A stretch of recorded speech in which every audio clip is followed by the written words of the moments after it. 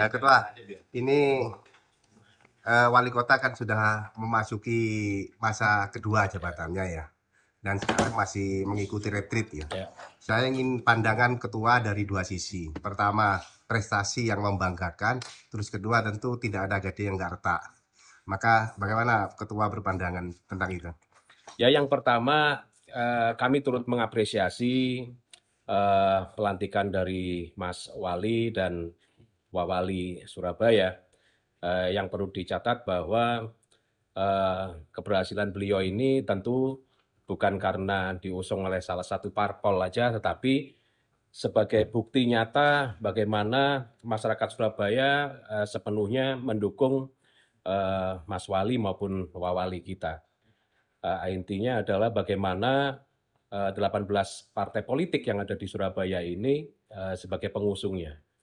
Tentu kami yang salah satu partai pengusung juga memiliki sebuah catatan untuk beliau, di mana memang di masa periode awal kinerja dari Mas Eri Cahyadi maupun Cak Ji sendiri bisa dikatakan dari tingkat kepuasan publik juga cukup bagus ya, di atas 60% kalau nggak salah kemarin ya. Namun demikian sekali lagi tidak ada gading yang tak retak, nobody perfect, tidak ada sesuatu yang dibilang sempurna. Semoga di periode kedua ini beberapa catatan-catatan yang harusnya disikapi oleh Mas Wali maupun Cak Ji terkait dengan pembangunan, ya apalagi saat ini dinamikanya begitu luar biasa menarik ya. Yang kemarin kaitannya dengan MBG, program-program dari pemerintah pusat, termasuk juga rencana daripada Mas Wali Kota maupun Cak Ji ini yang kemarin sempat kami memberikan sebuah sorotan terkait dengan rencana pinjaman gitu ya. Tentu kami di DPRD Kota Surabaya, bukannya kami ini tidak mendukung, kami sepenuhnya mendukung apa yang menjadi program dari pemerintah kota. Sejauh memang ini sudah dibicarakan, didiskusikan oleh DPRD Kota Surabaya. Tentu kami juga ingin memberikan sebuah masukan-masukan terkait dengan hal-hal yang kemarin belum sempat tercapai dengan baik. Contoh, PAD kita kemarin meleset, ya. Tentu ini menjadi sebuah catatan tersendiri bagi wali kota maupun wakil wali kota. Ya, bagaimana ke depan PAD ini benar-benar bisa tercapai dengan maksimal. Lalu kemudian beberapa pembangunan yang kemarin kami sempat melakukan diskusi dengan beberapa kepala perangkat daerah atau kepala dinas ya terkait dengan kurangnya infrastruktur di setiap kedinasan. Ya, beberapa waktu yang lalu kami sempat berdiskusi juga dengan BPBD, di mana setiap tahun sekali BPBD ini ada menjadi salah satu sasaran tembak, seperti musim saat ini. Ya, ketika musim penghujan dan sebagainya, kita tahu kemarin ada jebolnya tanggul ya di Tanjung Sari ya, Sukomanunggal itu. Nah, ini yang kami harapkan Mas Wali Kota ini ketika memang kita punya planning pinjaman ya di luar, hal-hal yang konteksnya vital ini menjadi skala prioritas gitu ya. Di luar daripada beberapa proyek-proyek prestisius yang kemarin disampaikan untuk JLLB, JLLT maupun pembangunan rumah sakit selatan. Maka tidak kalah penting, mohon diperhatikan untuk Mas Wali Kota untuk bisa mengakomodir hal-hal yang kurang di setiap dinas.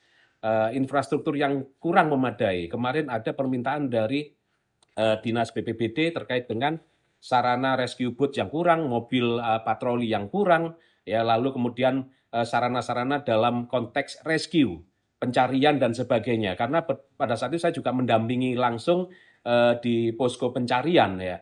Di situ peralatan itu banyak yang kurang dan itu keluhan itu kami tampung. Nah, hal-hal semacam ini mungkin menjadi salah satu yang harusnya dinut oleh wali kota agar pinjaman yang cukup besar ini juga bisa mengakomodir kebutuhan-kebutuhan dari setiap dinas. Contoh tentang dinas arsip, kebetulan mitra-mitra kami kemarin saya ajak untuk diskusi. Ya, dinas perpustakaan dan arsip. Di situ depo arsip itu banyak sekali infrastrukturnya itu yang kurang memadai. Padahal itu sangat-sangat vital. Kemarin kami melakukan tinjauan di depo arsip yang ada di Duku Kupang. di mana sarannya sangat-sangat minim ya, kurang layak. Lalu kemudian dari mulai masuk sampai kemudian pendingin ruangan, bahkan pendingin di ruang arsip sendiri yang kita katakan itu kurang. Banyak sekali sarana yang tidak difungsikan dengan layak, yang konteksnya memang terjadi sebuah kerusakan. Lalu di Dispenduk Capil sendiri itu membutuhkan server, ya, kaitannya dengan program yang luar biasa yang saat ini sedang didengungkan, KNJ, Klampit New Generation. Kami berdiskusi dengan kepala dinasnya, kepala Kadispenduk Capil, ini kebutuhannya adalah server.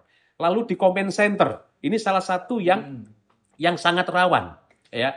Sampai detik ini masih cukup banyak beberapa monitor yang mungkin tidak berfungsi secara maksimal. Lalu PC-PC itu, ya, komputer-komputer itu sudah jadul. Ketika kemarin saya tanyakan berapa anggarannya, itu cukup lumayan besar. Dan tapi ini kan sebenarnya sangat-sangat vital. Command Center ini menjadi salah satu sarana yang cukup vital untuk warga kota Surabaya. Ya, ketika terjadi sesuatu, warga ini larinya ke Command Center, ya, ke 112. Tetapi kemudian ketika kita melakukan tinjauan bersama-sama dengan rekan Komisi A, itu kita lihat itu PC-PC itu sudah blawur-blawur. Apa bahasanya blawur-blawur? Pikselnya, ya, pikselnya itu sudah berkurang dan sebagainya. Bagaimana mungkin kawan-kawan ini yang bekerja tiap hari mendapatkan sebuah sarana yang seperti itu. Nah, sementara juga di satu sisi pendidikan. Pendidikan di Surabaya juga perlu diperhatikan. Kemarin banyak pada saat reses, saya rasa mayoritas ya kawan-kawan banyak pertanyaan untuk sekolah-sekolah baru yang belum terfasilitasi dan belum terbangun di beberapa daerah.